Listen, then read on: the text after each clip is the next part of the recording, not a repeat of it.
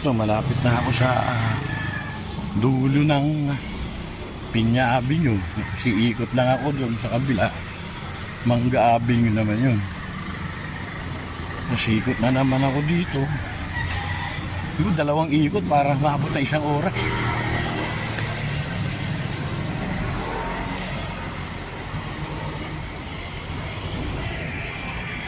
O, dapat 2 ikot siguro.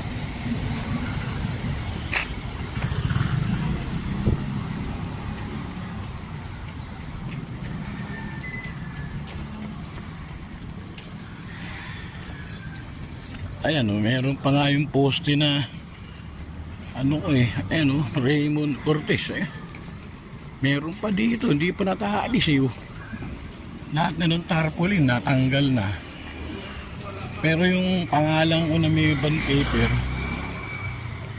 and done, lahat o poste meron yun yung natira.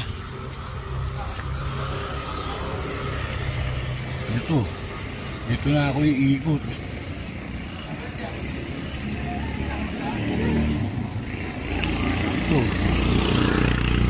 Yun. Sa kabilang kali, yun yung Mangga Avenue. Yun, dun yun. Ito na yung Mangga Avenue na to. Yan, Mangga. Sa kabila yung Piña. Pag ikot ko yan, 2 ikot, ayun, malamang 1 oras na yun.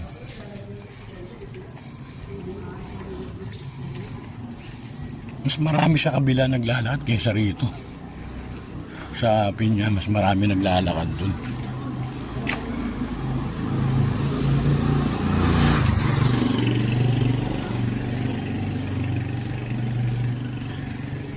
Dito sa Mangga Avenue, andito yung nabiling bahay ni Erap Pag-aari dati ng mga yun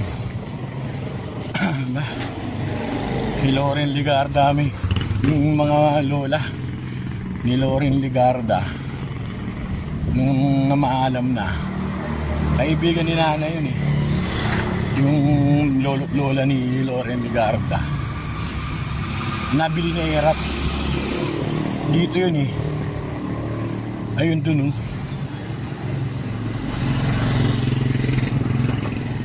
malaki yung property na yun.